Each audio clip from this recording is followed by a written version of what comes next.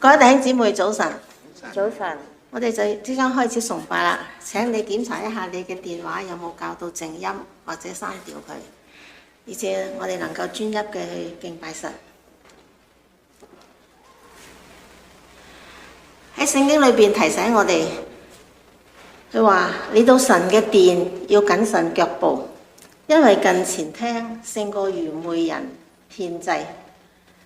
你在神嘅面前不可冒失開口，也不可心急發言，因為神在天上，你在地下，所以你嘅言語要寡少。我哋預備我哋嘅心嚟到去敬拜我哋嘅上帝，因為佢係全能同埋聖潔嘅。我哋一齊默禱。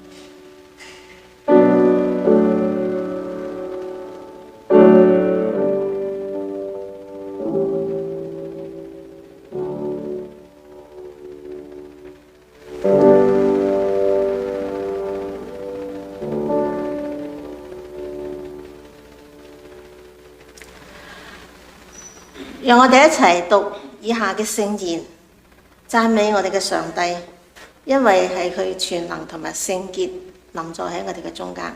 請起立。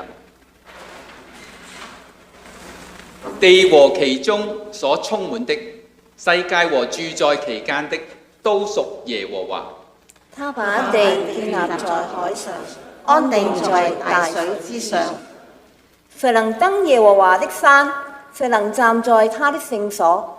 就是手潔心清，不向虛妄，起誓不為詭詐的人。他必蒙耶和華賜福，又蒙救他的神使他成義。這是尋求耶和華的族類，是尋求你面的雅各。讓我一齊記住，主啊，我哋就係呢一班尋求你面嘅族類，係尋求你一群歸於你名下嘅子民，讓我哋現在用一齊嘅讚美你，用詩歌、頌詞、靈歌彼此對唱，要尊耶和華神為大神，超乎萬名之上之名，獨一嘅三一真神。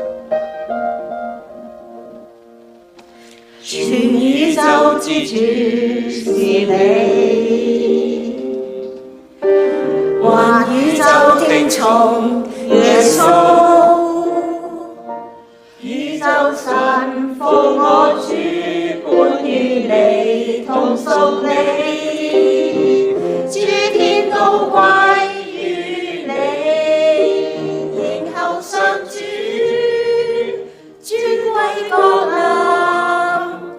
期待目睹，因光彰顯，震動靈來看討，讓我再復興，給我節結上進的熱情，迎候上主，尊貴降臨，唯獨是你，單高居住你，仰望迎候我主，願見天漸開，春雨夏降，讓這地得灌溉。地和其中所充滿的，世界和住在其間的，都屬耶和華。耶和華尊大能力榮耀強盛威嚴都是你的，凡天上地下的都是你的。耶和華在天上立定寶座，他的權柄統管萬有。請啲姊妹，我哋再嚟一次。全宇宙之主是你，聽從耶穌，宇宙神服我主，本與你同屬你，諸天都歸於你，迎候上主尊貴降臨，期待目睹一光彰顯。真待靈來看到，讓我再復興，給我節意上進的熱情，迎候上主尊貴降臨，期待獨是你，單單高舉主你，仰望迎候我主。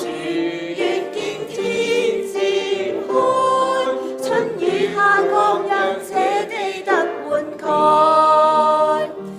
便有時我主尊貴降臨，期待目睹一光彰顯，震動靈來看討，讓我再復興，給我節意上進的熱情，迎候上主尊貴降臨，唯獨是你，單高舉主你，仰望迎候我主，願見天漸寬，春雨下降，讓這地得灌溉，仰望迎候我主，願見天漸寬，春雨下降，讓這地得灌溉。主啊，喺你嘅眼中，千年好似已過嘅昨日，一日好似千年咁。但係無論我哋身處喺邊一個世代同埋時刻，都冇一個任何嘅地方比住喺你裏邊更加安全、更喜樂、更穩妥。正如詩篇所宣告嘅，在你的院宇住一日，勝似在別處住千日。寧可在我殿中看門，不要住在惡人的帳棚裏。喺今日嘅敬拜當中，我哋深深渴望浸喺你嘅慈愛當中，安穩同埋真理入邊。求主使我哋無論嘅日子如何，都能夠享受你長闊高深無比嘅愛。呢個愛要成為我哋每日更新、每日嘅喜樂同埋每日嘅盼望，直到我哋與主面對面嘅那一日。我哋奉主耶穌基督嘅聖名求，阿門。我屬於你，你是我永遠的福分，只想一夜在你殿中獻上敬拜，寧靜在你的優美，心上一切安達，除你以外，我還能有誰？我屬於你。是我永遠的福分，只想一夜在你殿中獻上敬拜，寧靜在你的優美，心上一切安達，除你以外，我還能有誰？能不能就讓我留在你的同在裡？能不能賜我力量，讓我更多愛你？我哪都不想去，只想一夜在你殿中獻上敬拜，全心全意來愛你。能不能就讓我留在你同在裡？能不能賜我力量，讓我更多愛你？我哪都不想去，只想一夜在你殿中獻上敬拜，全心全意來愛你。除你以外，在天上我有誰呢？除你以外，在地上我也沒有所愛慕的。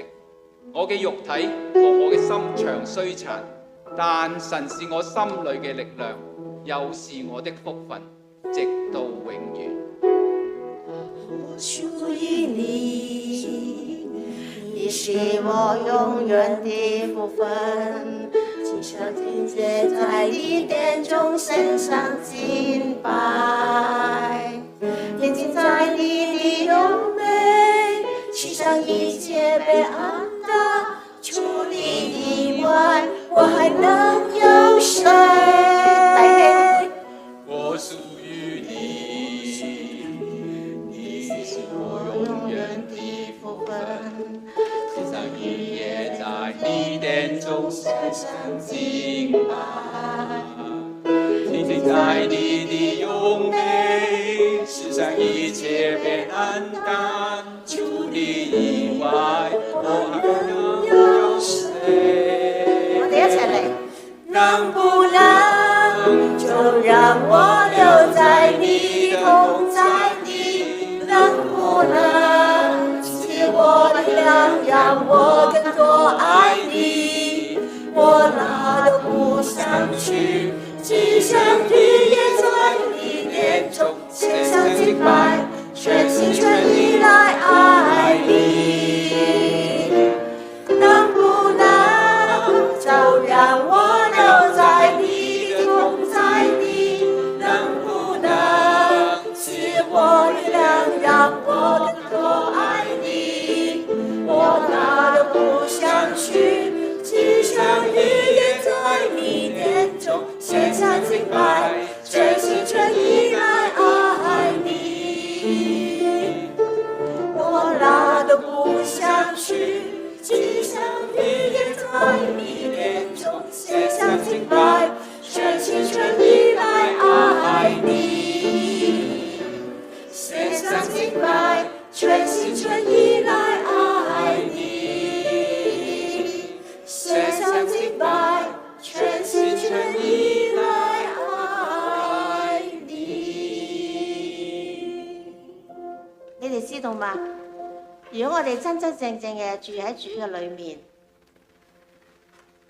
接受佢俾我哋一切嘅好處，專心嘅倚靠佢，咁我哋就好似一棵樹栽在溪水旁，按時候結果子，葉子也不枯乾。凡我哋所做嘅盡都順利，凡我哋嘅道路都係得着亨通嘅。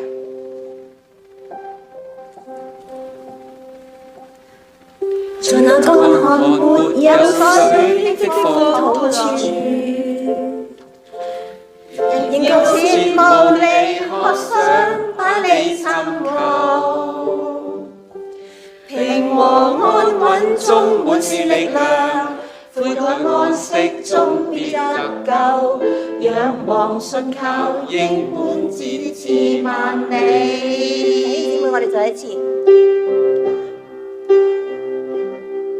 在那乾旱沒有水的荒土處，仍舊切慕你，渴想把你尋求。平和安穩中滿是力量，悔改安息中必得救。仰望信靠，應本展翅萬里。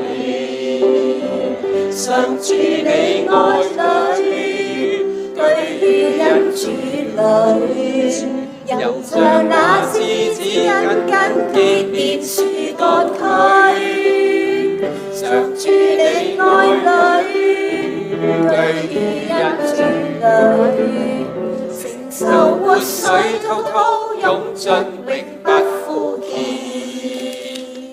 不從惡人的計謀，不站罪人的道路，不坐褻慢人的座位，惟喜愛耶和華的律法，晝夜思想，這人便為有福。他要像一棵樹栽在溪水旁，按時候結果子，葉子也不枯乾，凡他所做的盡都順利。我哋再嚟一次。在那乾旱沒有水的荒土處，仍舊切慕你，渴想把你尋求。平和安穩中滿是力量，悔改安息中必得救，仰望信靠應判展翅萬里。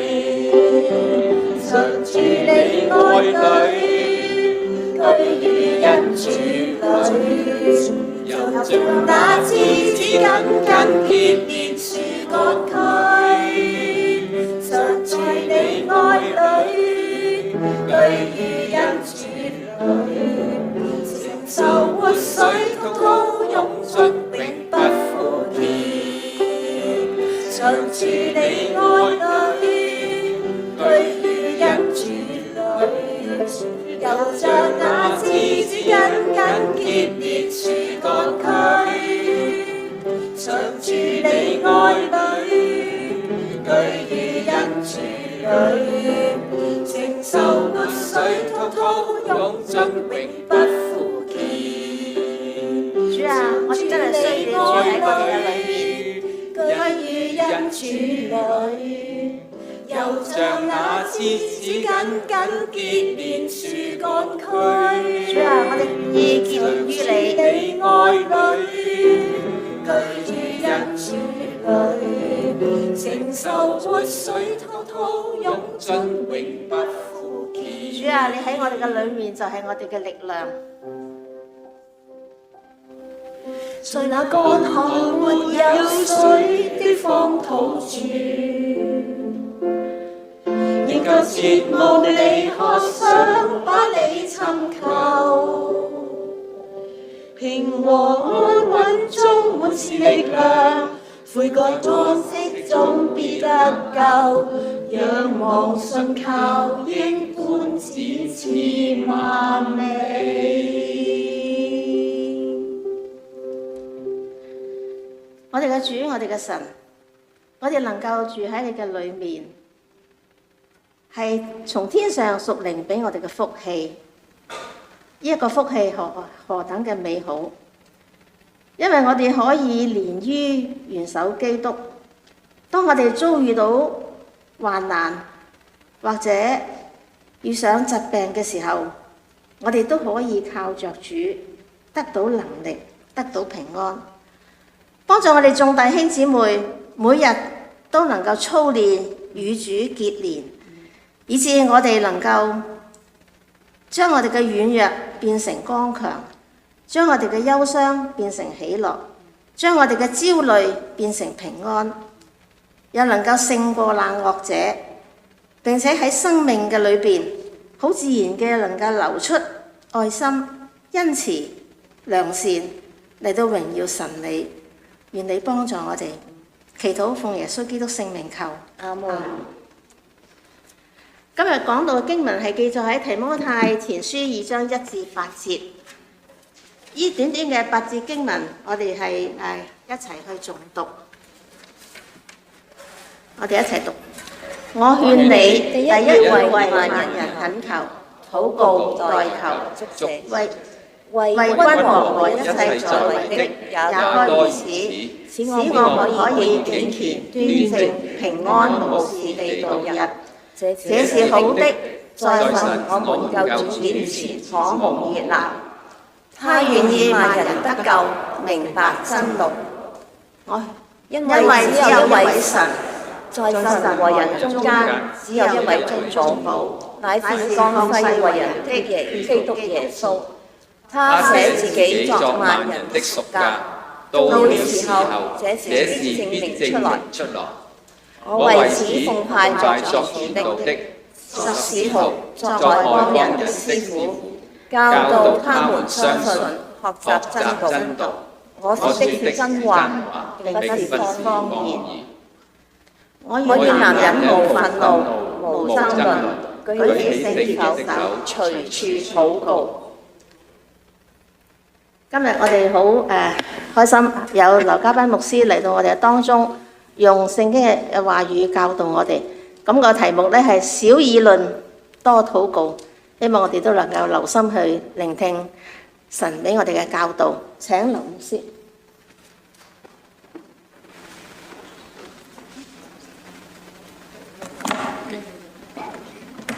弟兄姊妹平安。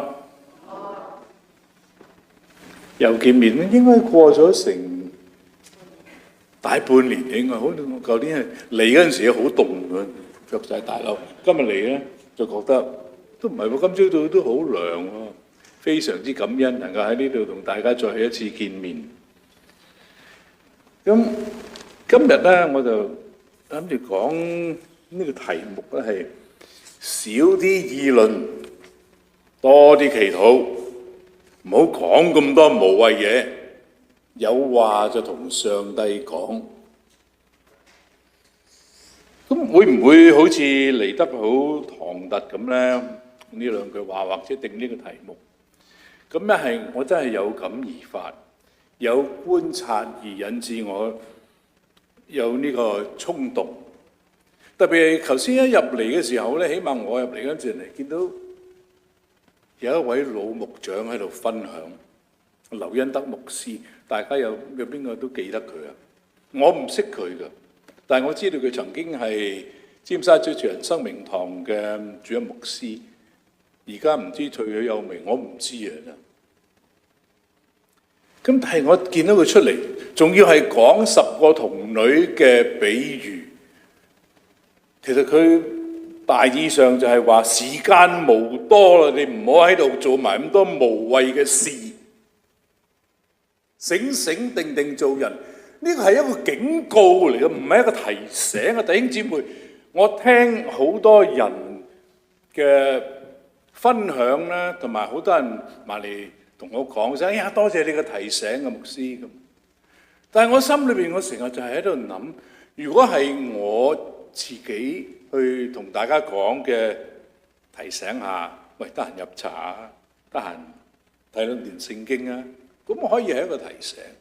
但係如果係掀開聖經，特別係一個老牧長，佢肺腑之言發自內心嘅拎出嚟同大家講10個童女嘅比喻，特別係呢一個比喻已經唔再係一個提醒啊！提醒可以提咗我唔理，鬧鐘可以鬧一次，撳一撳個 snooze 瞓多5分鐘，再鬧刪咗你，再鬧掉咗你添。嗰個就係一個提醒，但係呢個唔係提醒，聖經講嘅唔係提醒嘅，係警告。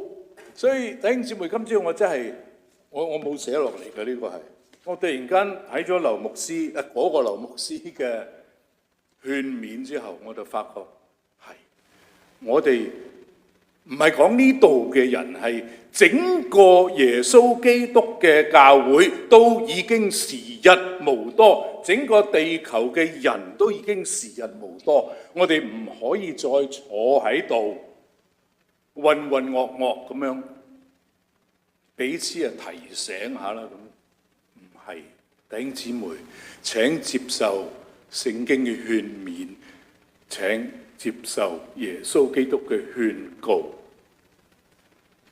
求主耶穌今日將你嘅恩典厚厚嘅施予美恩堂教會嘅眾弟兄姊妹，亦將你嘅恩典厚厚嘅施予喺線上參與敬拜，或者喺日後睇返呢個 video 視頻嘅每一個人。阿爸天父啊，願你自己對我哋講話，有聲無聲嘅對我哋講話，奉耶穌嘅名祈禱，阿門。如果我哋祈禱嘅時候咧，通常第一句話圍埋一個圈喺小組裏邊咧，或者係點樣情況都好啦，我哋第一句最常聽見嘅係咩話？有咩代禱啊？係咪？會唔會問先？有咩代禱啊？有咩可以為你祈禱？咁跟住咧，我哋就分享就講，好唔好咧？好，梗係好啦。你要知道有啲實在嘅事啊嘛。但係我哋祈禱係咪淨係為咗有乜嘢代禱嗰啲事而祈禱咧？如果代禱事項冇列出嚟嘅，或者係我哋唔會日日都有個代禱清單噶嘛。起碼唔會係發自禮拜堂嘅一個代禱清單，或者你喺唔同嘅機構網上嘅資訊咧，你每日都收到一大堆，咁就有好多祈禱事項。咁呢個係好嘅。咁加上本身啦、屋企啦、有兒女啦、有兒孫啦、有另外一半啦，或者係上有高堂父母啦、隔離鄰舍嗱，即係我哋越係熱心有心嘅人啦，就越係多時要關心去祈禱，好唔好啊？好。咁如果好似我咁慢慢年長啊，我都唔敢講年紀大，係年長啲啦。咁我哋有時咧就要去檢查啊、睇醫生啊，咁有好多事。喂，我祈禱啦，咁我揞親個頭，你話我祈禱，諸如此類好多呢啲事。但係聖經嗰個版本係點嘅呢？頭先嘅經文咧，其實如果內冇睇咧，真係嚇你一跳嘅。不過可能我哋又睇咗好多次啊，提摩太前書後書應該由細睇到大嘅。如果我哋喺教會裏邊長大嘅，保羅話：我願你哋第一件事，首先要做嘅事，最重要做嘅事係做咩？為萬人懇求、禱告、代求、祝謝，仲要為君王和一切在位的也該如此，即係包括咩呢？加拿大總理同埋內閣嘅成員，包括美國總統，或者你中意佢，或者你唔中意佢，有人笑咁都好，輕鬆少少，唔係咁緊繃繃嘅。或者係英皇啦，熟悉嘅，或者係中國嘅領導人啦，君王啊嘛，在位啊嘛，咪就呢啲人啦。講起咧，如果一陣間去飲茶咧，好多茶餘飯後嘅議論嘅，但係我定咗個題目出嚟話：少啲議論，多啲祈禱。保羅嗰陣時梗係冇我而家啲思路咁複雜啦。保羅喎，唔係劉家賓，所以佢就話：第一件事乜嘢都唔好理，唔好理你自己住，係為萬人，萬人即係話所有嘅人，為佢哋祈求。係咪我唔記得撳個 PowerPoint？好似係。哎呀，多謝你，多謝你，多謝多謝。始終我都係唔慣用呢啲科技嘅工具。咁即係翻嚟呢一段啊！喺今日嚟講，我哋最關心嘅係有啲咩事呢？應該都幾多嘅，油價啦，喂，過百銀錢都唔係講笑，我都關心㗎。咁原油價啦。咁有啲人咧，如果你有投資嘅習慣啦，你就會留意下啲期貨上落啊咁樣。你有留意下國際新聞時事嘅，哇！呢個仲得人驚添，又打過，點又話打又話唔打，又話炸又話唔炸，都唔知幾時係乜嘢，都唔知點㗎咁樣。我哋關心嘅仲有啲咩啊？生活係咪穩定？係。買牛奶嗰個價錢仲係咪好似上個禮拜咁咧？啲餸菜價格，哇！點解變得咁快嘅？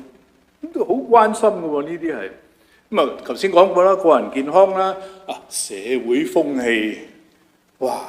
社會風氣一陣間又話 AI 咧可以同我哋做朋友嘅，咁見到啲青少年人咧就更想同 AI 做朋友。揾 AI 做傾訴嘅對象嗱，近日真係有研究嘅結果公佈咗嘅，唔係我作出嚟嘅，即係越嚟越多人要揾 AI 做傾訴對象。點解啊？因為我唔識得同佢哋傾啦，咁你對住阿伯咁傾咩啫 ？AI 好啲 ，AI 個樣起碼我中意佢點樣就點樣啦。嗱。我哋有冇關心呢啲事呢？我相信多少都有嘅。咁有冇關心下 Alberta 阿爾伯大省佢鬧分離啊？有冇關心到？咦，呢個禮拜聲熱烘烘嘅消息係咩啊？係啦，你嗰種就算冇睇消息冇睇新聞啊，聞都聞到啦，好似係嘛？打開隻窗門，喂，點解篤眼篤鼻㗎？唔係個人啊，係啲空氣。空氣真係好唔舒服㗎喎，即刻閃翻入屋嗰度。我哋有冇關心呢啲？我哋有冇關心先前嘅 C9 號法案啊？即係話將部分聖經嘅句語列為仇恨言語，係可以令到分享、講解、宣讀嘅人被控仇恨。或者我哋有冇留意到最近有一條 C34 法案？呢個係可能要限制青少年人上網，限制青少年人嘅網上活動。嗱，諸如此類嘅，呢啲係我哋今日可以關心嘅事，但係我哋會關心到邊啲呢？保羅就話：保羅嘅世界話，我勸你哋要為萬人禱告、祈求、祝謝、代求、懇求。咁我哋信唔信保羅呢？咁當然大家都信，一定信嘅。聖經喎，冇人敢話 no 嘅。但係喺我哋實際嘅習慣、實際嘅回應、實際生命裏邊所行嘅，我哋有冇好有意識咁樣話，我都要去遵行？保羅嗰個世界唔係輕易過我哋今日，唔好話哎呀舊時好簡單啊！唔係啊，佢嗰個君王，你記得係邊個？一個叫做尼羅嘅人，如果係好似我咁上下年紀嘅呢，或者係以上嘅呢，你哋會記得以往有一套戲叫做《天火焚城錄》啊，唔係《暴君焚城錄》。暴君就係嗰一個羅馬凱撒、羅馬帝國嘅君王。尼羅王佢係將人燒死，特別係針對基督徒。咁你保羅唔係啊嘛？佢有冇寫錯呢？係咪眼睛唔好寫錯字唔通？我諗聖經唔會咁亂錄。人可以眼唔好，但係上帝眼唔會唔好。既然可以咁樣記載流傳落嚟，話俾我哋知。你要為君王和一切在位嘅祈禱，所以你唔好理佢係呢一個你喜歡嘅總統，或者呢個你好鄙視嘅領導人，你好贊同嘅一個政黨，或者你一個一生都反對嘅政黨，你唔好理係邊個都好。你嘅責任，保羅俾我哋嘅勸勉，上帝俾我哋嘅警告喺今日，你哋仲唔為佢哋祈禱？你喺度等緊乜嘢？你而家係祈禱就冇人叫你去拍佢度門，同佢講道理，勸佢信耶穌。冇人叫你做一啲咁樣嘅事，嗰啲事另外有人做緊。但係呢度淨係話為佢哋祈禱。你諗下，跟住有乜可能個基督徒會走去揾尼羅王、凱撒大帝，同佢講道理，話咧你唔好再殺人啦！耶穌愛你啊！呢個係唔可能，但係可能嘅就係每一次佢哋聚會，佢哋就為呢個尼羅王祈禱。你可以為佢得救祈禱，你可以為佢認罪悔改祈禱，你可以為佢喺身邊出現一班係有心嘅人去勉勵佢、勸佢、制止佢。你可以為呢啲事祈禱。因為如果佢係能夠稍為溫和一啲，稍為係持平一啲，佢嘅政府就可能會持平一啲，我哋就可以點樣呢？敬虔、平靜、安穩嘅度日。呢個起碼保羅就係咁樣講。保羅講呢一大堆説話，我唔詳細去逐一句去解釋。因為今日呢個唔係一個查經班，我知道保羅其實佢講緊嘅係點解我要你哋去為君王或一切在位嘅人祈禱呢？嗱，呢個其實包括省長、市長嘅，所以整下有好多人會出現喺我哋眼前，我哋會覺得哎呀呢個人好差，我做得嗱唔好理嗰啲嘢住，唔好理住。保羅講嘅，佢話我吩咐你哋咁樣做係有原因，因為當時嘅皇帝呢個尼羅王，佢當咗自己係神。保羅喺呢度就提示，佢唔係你哋嘅神。佢雖然要你哋拜服佢，聽晒佢話，但係你哋唔係。上帝先至係你哋嘅主。世上只有一位上帝，只有一個中保，就係耶穌基督，亦係你哋能夠祈禱嘅唯一原因。上帝嘅主權係真實嘅。你哋要放眼社會、世界、整體國家，然後你哋再想一想你哋身邊迫切嘅事。咁究竟我哋個參與社會、參與國家大事嘅程度，究竟應該係點？應該係迫切啲、肉緊啲，亦話係呢啲國家大事唔關我事咯。早一排我先聽到一位長者咁樣同我講嘅，哎呀呢啲唔好理啦，我哋要分別為聖啊嘛，教會我哋唔好理，亦都唔好理政治咁多事，我哋就只管傳福音啫。咁係唔係呢？係唔係呢？如果你係咁樣諗嘅，我想問一問，你所傳嘅福音係乜嘢福音？耶穌基督嘅福音係要叫人得自由、得釋放嘅。咁喺好多地區、好多國家，甚至有人認為喺今日嘅加拿大安省度，我哋係越嚟越少自由，我哋個空間越嚟越窄啊！政治嘅自由啦，人身嘅自由啦，安全嘅自由啦，物價俾我哋嘅枷鎖啦。咁耶穌講嘅福音係包括呢一切嘅喎。咁你話唔係啊？我哋唔好啦，匿翻埋喺呢個山上，啱呢度似係一個山崗，即係山上有一間好靚嘅禮拜堂。我哋係咪就係匿埋喺呢一度咧？當然唔係啦。耶穌自己講過一句話，佢話先求他的國與他的義，先求他的國與他的義，先求上帝嘅國，先求上帝嘅義。上帝嘅國係咩？就係上帝嘅主權，係佢係話事人。嗱，而家問題嚟啦，喺我嚟講，上帝係咪話事人呢？唔會有人敢話 no 嘅，個個都話係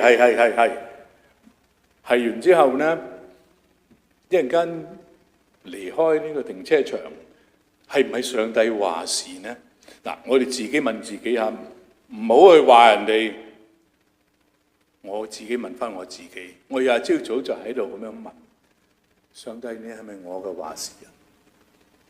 如果我話先求你嘅國、你嘅義啊嘛。所以嗰個不問世事，只顧傳道呢個講法係已經不攻自破喺呢一度，即係服從神嘅管治，同埋相信唯有上帝先至有能力去改變大局，改變嗰啲在位嘅君王、總統、首相、總理、省長等等呢啲在位嘅人，無論我喜歡佢哋也好，或者無論佢哋做得非常好100分也好，或者係做到一塌糊塗都好，我唔去批判，我係相信我嘅上帝，相信我嘅中保耶穌基督，先至有能力去扭轉一切。呢個係我哋信嘅核心。嗱，咁當然具體行動係點咧？耶穌就係講咗一句咁之後咧，就講好多其他嘅話。咁我哋其實逐一都要去遵行、去實行嘅。不過今日我哋唔可能一路咁樣講落去。就翻嚟保羅其實就係將耶穌所講過嘅道理嗰個意念嘅領受，將佢具體化。咁當我哋聽完之後，有陣時聽完聖經咧，我自己都係咁。咁即係點？先求他啲國他啲義，咁啊點啊？點樣求啊？唱首歌啊？點啊？保羅唔係。首先，你哋要為萬人懇求、禱告、祈求、代求、祝謝。萬人係邊個呢？我有隔離鄰舍啦，我有親戚朋友啦，我自己屋企人啦，禮拜堂裏邊識得嘅人啦，唔識得嗰啲人咧，我去飲茶見到嗰班人咧，招呼非常之好過一個部長嗰個經理咧，招呼極差極差，食完唔舒服嗰一間餐室嗰啲人咧，萬人啊嘛，萬人啊嘛，或者係喺我前邊打尖嗰班人啦，或者我揸車 cut 線，又唔打燈，突然間又 cut 線，爭啲嚇到我咩啦咁，哎呀感謝神啊，冇事冇事。萬人喺你嘅雷達當中，你仲有邊啲人係屬於萬人？好憎嗰個人啊，憎咗佢38年嗰個。我希望冇啦，但係有時我哋自己都唔知嘅。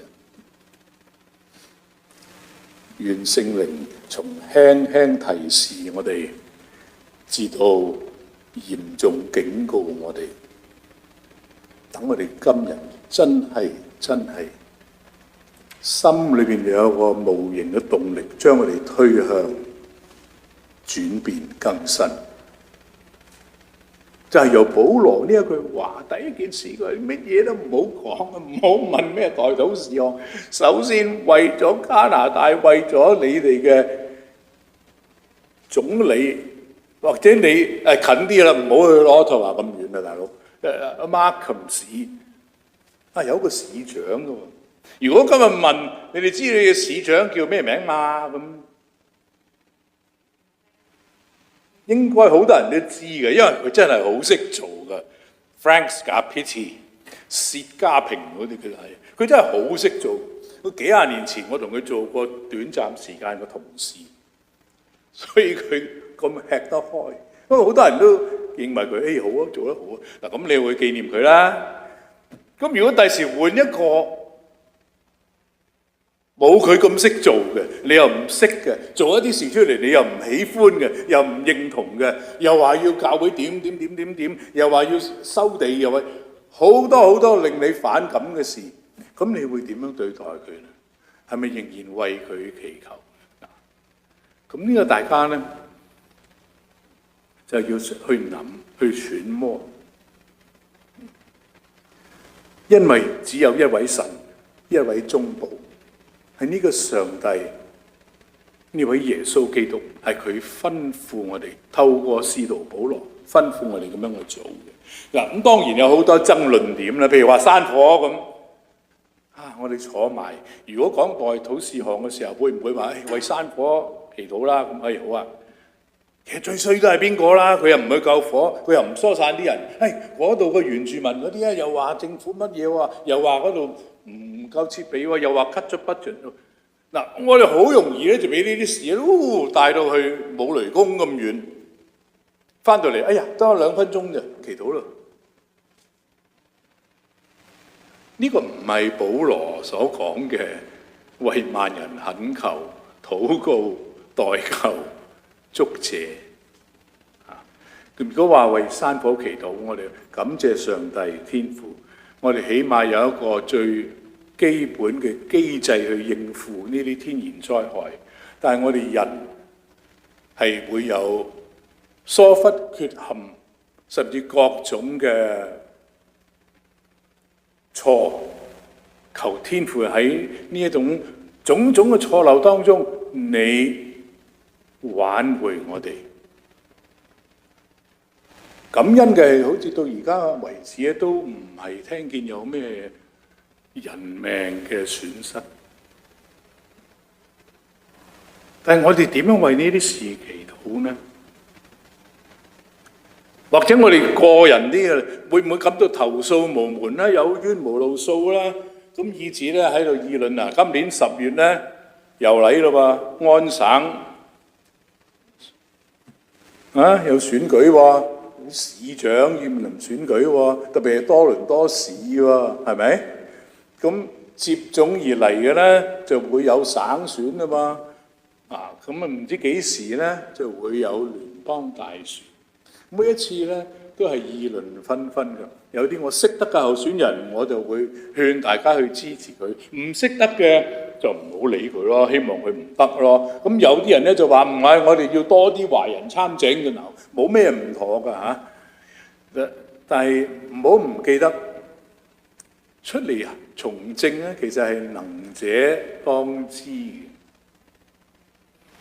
唔係話個牧師參政啦，咁我選佢啦咁樣。千祈唔好咁樣樣，即係呢個牧師乜都唔識嘅，即係萬一咁啊，真係該會。但唔係咁，大家都知，大家係有知識、有思想嘅弟兄姊妹，你哋明我講乜嘢？咁講到話有人濫用公帑，呢個上個禮拜嘅新聞嚇，咁你話哎呀係咁噶啦，即係全世界都係咁噶啦，或者唔係，但係又好，唔係又好，呢個唔係我哋去做法官去抽邊個出嚟要坐監要罰錢要揾藤條 fit 佢，唔係。我哋祈求嘅就係大家有一個清潔嘅良心，以致我哋仍然有廉潔嘅社會體制、政治管制嘅管理體制。咁呢個講到呢度咧，即係話唔好拗咁多，即係唔好理咁多花邊新聞。有好多啲路邊社，尤其是係而家咧，無論你係上 YouTube 睇視頻又好啦，睇嗰啲網上嘅評論，哇！而家真係多咗好多評論喎，好多評論嘅喎。咁你咧就跟 A， 你咧就跟 B， 佢係 C， 佢哋 A、B、C、D 都睇。一陣間就原來阿 E 同阿 F 咧都有好精彩嘅評論啊！哇，咁嘅樣出嚟，一講又係不可收拾，係咪先？咁我發覺有陣時咧，弟兄比較容易啲犯呢個毛病，我自己都係講啦。咁梗係我跟嗰個評論員咧，梗係自由啦。佢唔好我都唔跟啦，係即係佢同我諗啲嘢係好接近嘅。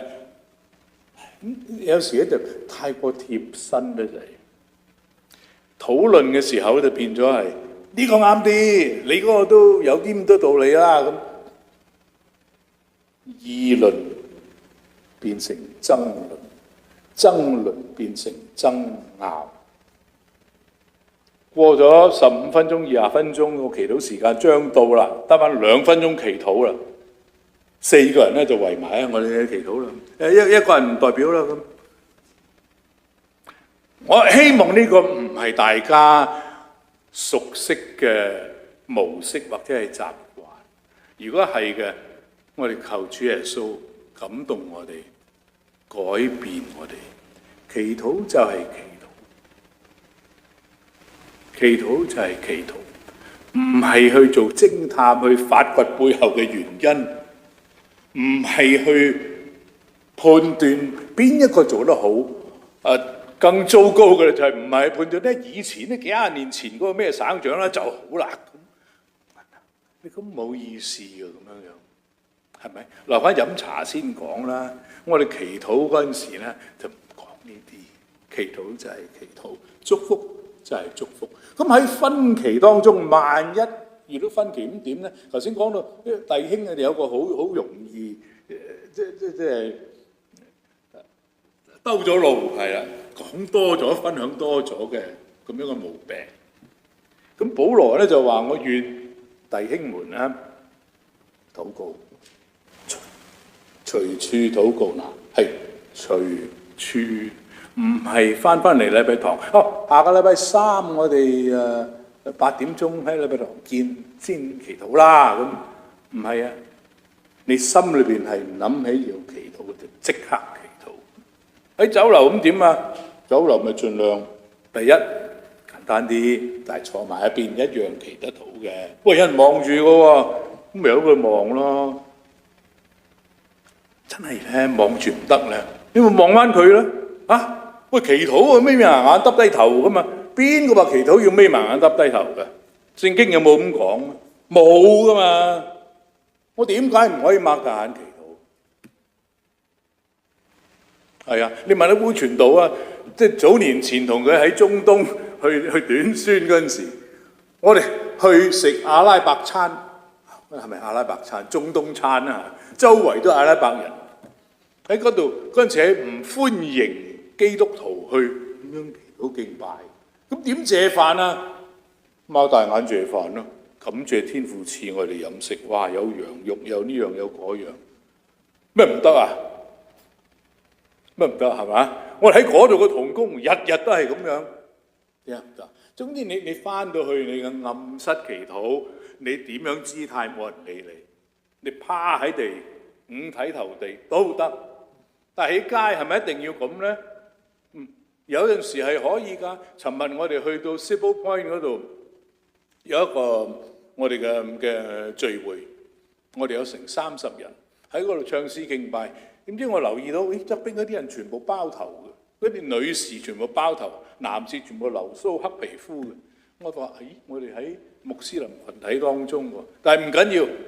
今日加拿大仍然有咁個空間，我哋可以喺呢一度自由敬拜。我可以唱係你真偉大，可以唱奇異恩典。係啊，我哋喺度唱，唔知幾興奮。總之係仍然可以公開祈禱嘅時候，我哋就公開祈禱，以不騷擾人為原則。咁喺分歧裏邊，我哋點祈禱呢？第一，我哋為自己嘅心祈禱。如果我個心係有啲咩揦住嘅呢，我哋先同耶穌講咗。有啲咩國仇家恨、歷史嘅包袱，係令到我開唔到聲祈禱嘅，有都唔定㗎。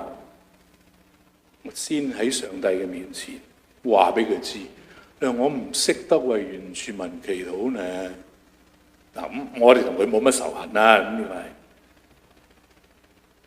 係日本人呢？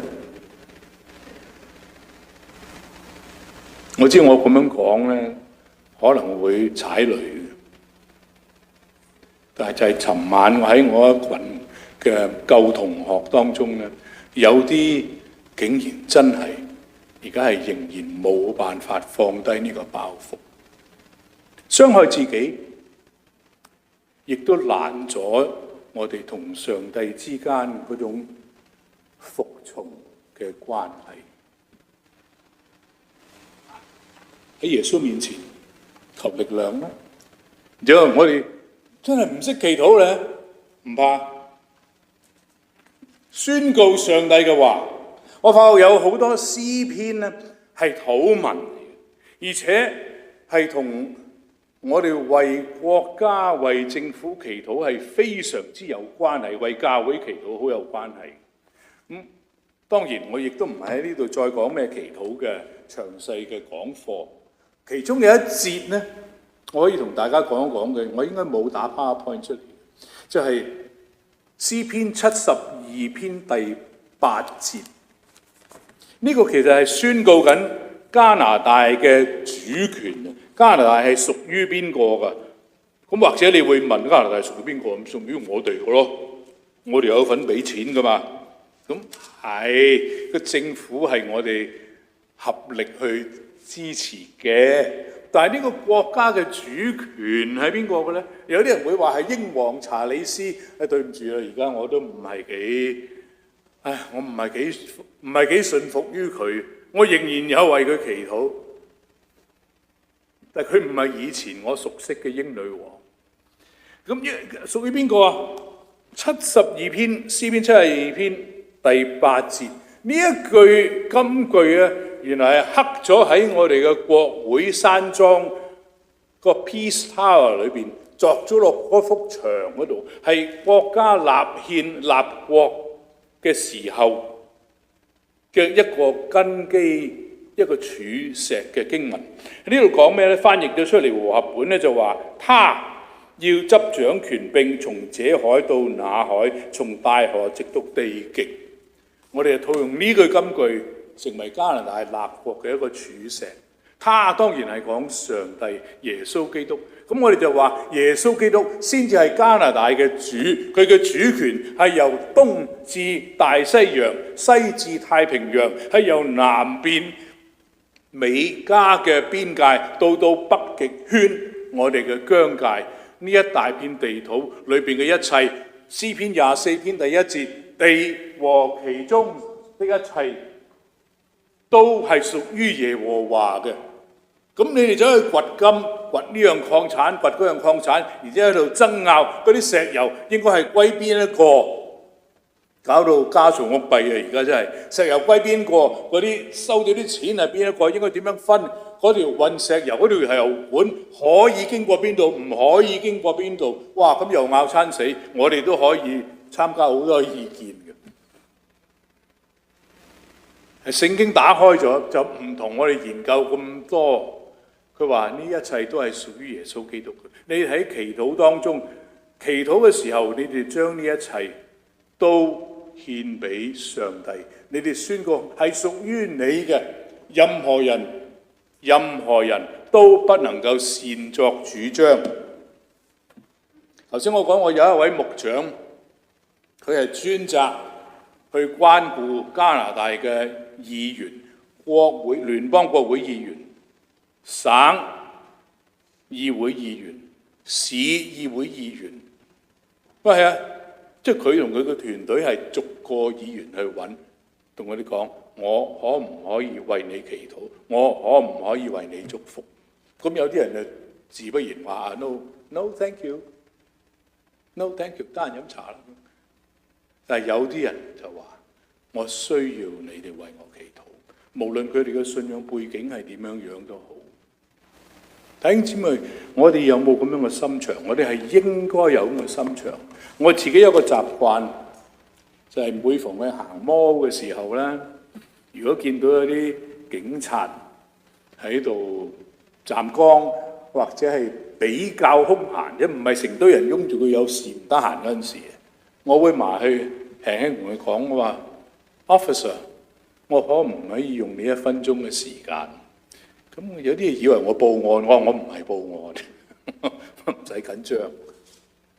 我只想對你講一聲多謝。多謝咩？多謝你站崗，多謝你為我哋站在破口之中。佢話我唔使客氣啊 ，I get paid。第二，我話我想話俾你知，每一日有好多基督徒係為警隊祈禱。嗱，呢個係真嘅，呢個我知道啊。幾多我唔知啊嚇，但係有好多。哦，係啊。我話第三，我可唔可以俾個祝福你？咁有啲人就會問佢：你係邊個啊？咁我咪話我係邊個咯。咁我信得過你話我係一個基督徒啫，咁樣冇問題㗎。佢唔會同你計較話你冇資格祝福我，唔會嘅。佢話好啊，就係咁樣啫嘛。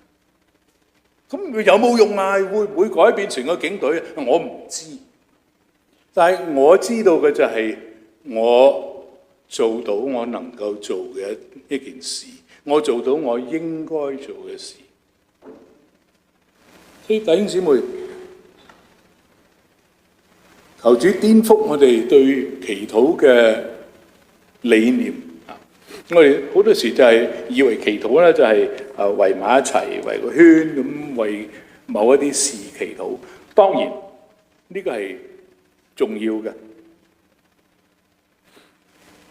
我哋成日以為咧係為一啲好嘅事祈禱。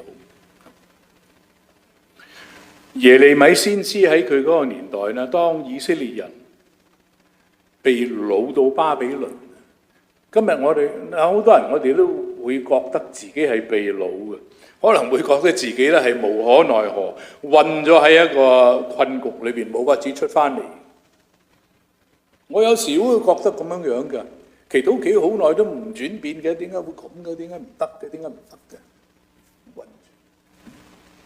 但係耶利米先知佢話：我所使你們被擄到的那城，就係呢個巴比倫。你哋覺得無奈，覺得冇選擇，覺得唔想喺呢一度，你真係想咒死佢添啊！咒到佢冧咗就最好。佢話我要你哋為那城求平安。哎呀，上帝點解你揾埋啲咁難做嘅事叫我哋去做？周身唔安樂，偏偏就係咁樣。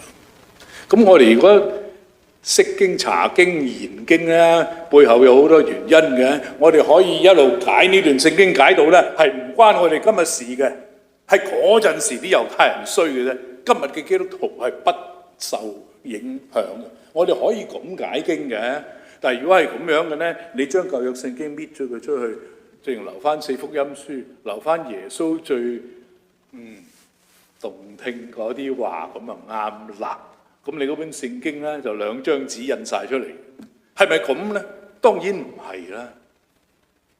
所以弟兄姊妹睇聖經要睇晒，接受聖經嘅警告。咁最後我只想話，凡係我哋呢啲自稱係屬於耶穌嘅人、信耶穌嘅人、屬上帝嘅人，我哋又話要點樣侍奉，點樣去敬畏佢，啱感恩。但係我哋呢一班人，起碼今日朝早喺呢一度同埋對住鏡頭嘅，即係睇住視頻嘅朋友弟兄姊妹，我哋既然自稱係跟隨耶穌嘅人，我哋就要自卑，唔係自卑唔見得人，而係承認自己嘅錯，承認自己嘅軟弱，承認自己嘅不足，承認自己嘅無知，承認自己嘅無能無奈。我哋就祈禱尋求耶和華嘅面，一方面聽佢嘅吩咐，一方面信佢仍然要垂聽我哋嘅祈禱，顯示佢嘅大能。唔單止係挽回我哋自己同埋我哋嘅家人，仲要挽回整個加拿大。弟兄姊妹，我講得太多，而家我哋將一切交翻俾耶穌基督。主耶穌，願你感動我哋，多祈禱，少囉嗦，少爭論，一切都係出於你，一切都歸於你，最好嘅嚟自你。求你感動我哋呢度每一個人，叫我哋珍惜時間，珍惜機會，奉耶穌嘅名，阿門。平安。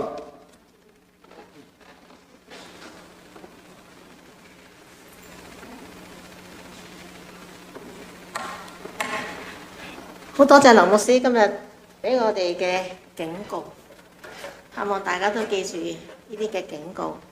請起立，我哋用詩歌嚟回應。剛才嘅台。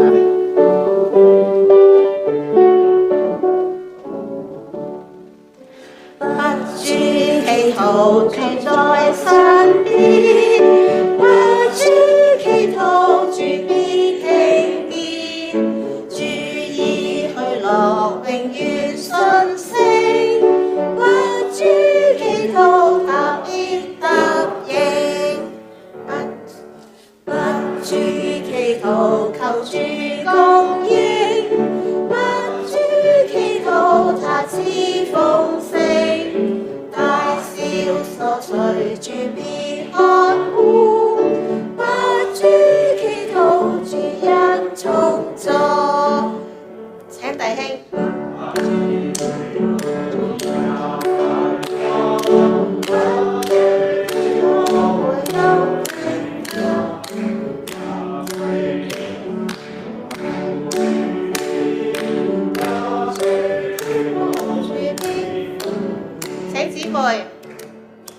不住祈禱勝過憂傷，不住祈禱生命可看清，不住祈禱路途平我定。哋一齊唱。不住祈禱要自信心，不住祈禱越為滿分，憑信祈禱去除煩惱，不住祈禱盡情透過。請仍然站立，我哋請劉牧師祝福。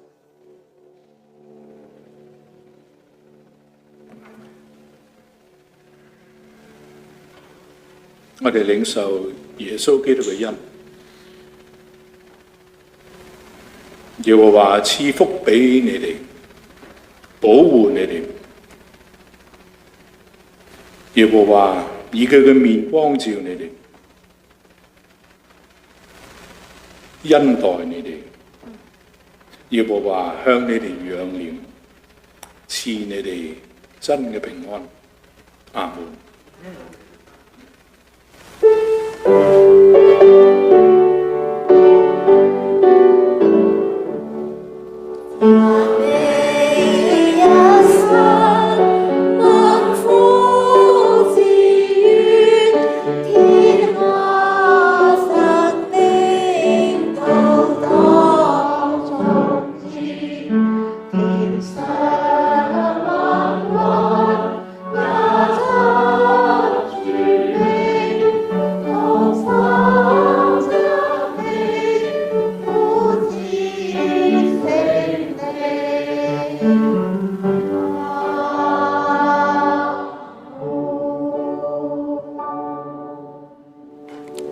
請坐。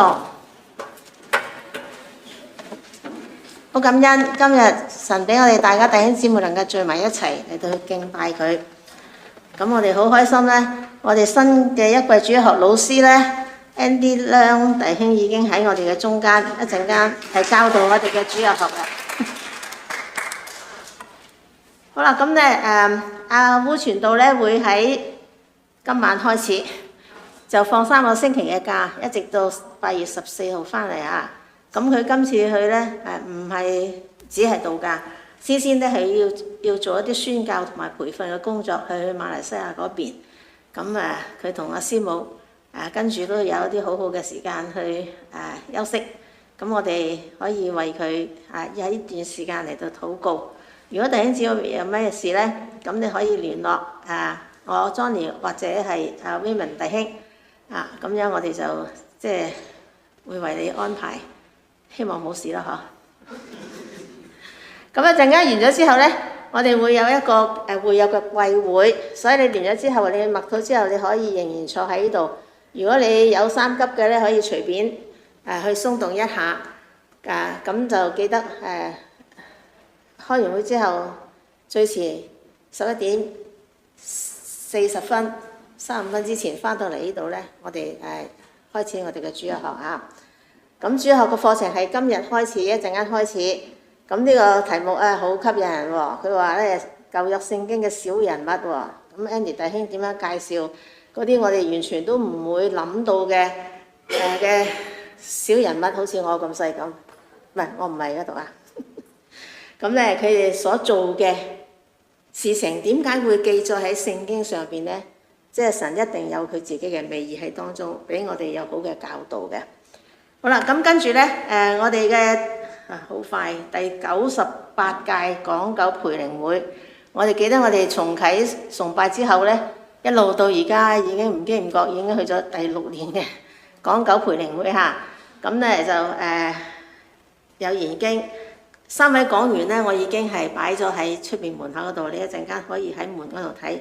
咁有一段嘅短片咧，係介紹呢一個嘅培靈會嘅。請你一陣睇一睇，有3分幾鐘嘅時間。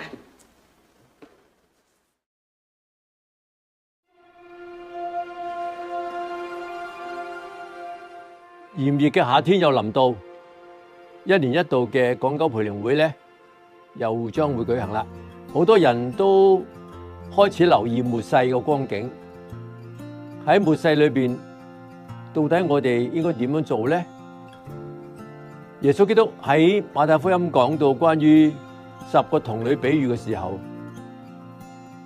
其實10個童女都知道新郎會嚟嘅。然後當半夜聲音一叫醒嘅時候，10個人起嚟準備去迎接新郎嘅時候，咁有人先發覺佢油燈嗰啲油唔夠啦，暗淡啦，咁點辦？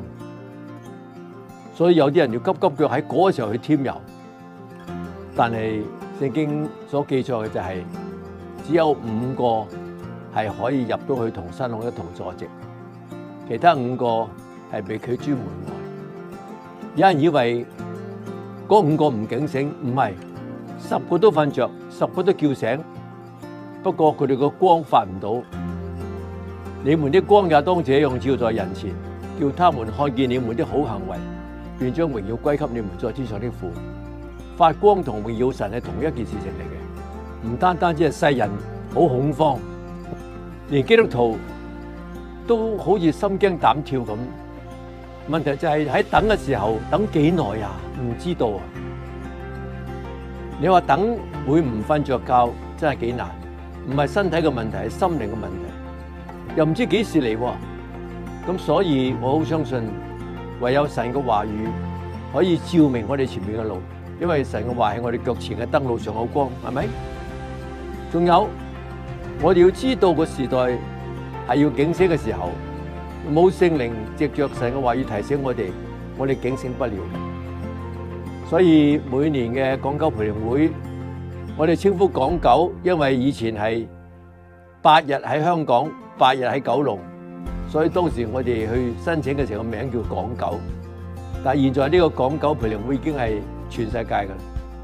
神知道我哋喺唔同地方我哋嘅需要，所以藉著佢忠心嘅僕人將佢信息帶嚟嘅時候，成為我哋嘅光，照我哋前面嘅路。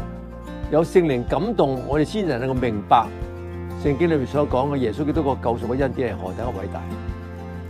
求主賜福，讓今年請大家繼續為大會嘅講員啦，我哋嘅事務禱告啦，要為你自己禱告，希望藉着禱告祈求，將我哋所要嘅帶到神嘅面前。神賜出人意外嘅平安，必在基督耶穌裏保守你們嘅心懷意念。求主賜福，讓你真係得着更新，有變化翻轉，整個生命係成為一個新造人嘅生命。願主賜福大家。感謝主，我哋有呢一個嘅培靈會，咁咧考你哋啦。不過你都睇到啦，主題係乜嘢啊？反轉生命，更新事主。咁我係好快噶，嚟緊呢個星期6咧就已經開始噶啦。香港時間8月1號朝頭早已經有研經會噶啦。咁一路係我哋呢度嘅禮拜6晚黑已經有一個研經嘅聚會。咁希望大家咧都可以盡量抽時間去聽呢個嘅研讀聖經啦，講道啦，聽講道啦，同埋去奮興嘅呢啲嘅聚會。咁如果你喺當時嘅時間播冇時間睇咧，都唔緊要，因為要到8月20幾號咧，佢哋先至落架嘅所有全部嘅聚會。咁我哋可以繼續去追翻去睇嘅。咁就希望大家都能夠藉著呢個機會咁方便喺網上可以奮興我哋嘅靈命，可以幫助我哋研讀聖經，更加可以喺多啲嘅聽道嚟到去警醒我哋，或者神警告我哋嘅係咪？劉牧師頭先嗰位劉牧師咧喺宣傳嗰度咧係1層樓個樓啊，唔係姓劉個劉。劉牧師1層樓個樓好多年啦，係一個好忠心、好良善嘅僕人。好啦，咁跟住我哋要報告咧就係期唔期待着啊？下個星期日就係咯，我哋多謝 Ken 弟兄為你哋安排咗呢一個去參觀烈士文山呢個天文台呢一個嘅旅程啊嚇。咁我哋要代禱嘅就係希望嗰晚咧係天氣好咁我哋咧就可以望到上面天上面神所創造嗰種咁浩瀚偉大嘅宇宙無論星星月亮，我哋都可以睇得好清楚啦。OK，好啦，咁咧就喺8月尾最尾嗰個星期六咧，我哋有一個親子嘅講座。咁呢個講座咧，我哋係請咗一個專業人士咧嚟到去幫助我哋嘅。咁係唔係我都冇細路啊，我屋企又冇人發狂咁樣去打機嘅咁樣。但係其實我哋都需要聽有啲好多嘅常識啊。好多時候大人都唔能夠控制到嘅，你控唔控制到你睇你一日唔好揸住你個手機，唔好睇裏邊嘅嘢，我哋都控制唔到，係咪？咁我哋即係呢個專題講座可以幫助我哋好多嘅家長或者爺爺嫲嫲輩解決我哋後輩嗰啲嘅沉迷於手機嗰種嘅習慣。咁跟住9月尾咧，我哋就有一個秋年嘅會，相信大家已經報咗名，亦都係去交咗費用啦。咁咧呢個聚會咧，我哋今年好感恩，就係多咗好多新朋友參加，特別係英語嘅。咁我哋都係為英語嘅聚會嚟到禱告，因為我哋需要英語嗰邊咧都有一個牧者帶領佢哋呢一個嘅聚會嘅。咁今日嘅報告就係咁多嚇。星期3嘅祈禱會仍然喺網上舉行，請大家都能夠踴躍嘅參與。奉獻可以喺電子上轉帳，或者擺喺出邊嘅奉獻箱。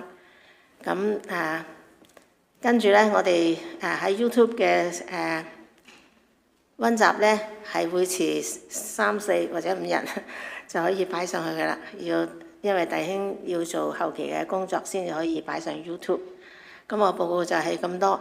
咁我哋默禱之後咧，就如果你需要去洗手間嘅，就可以落去。咁我哋請英語嘅弟兄姊妹上嚟，我哋要開櫃會，我哋一齊默禱。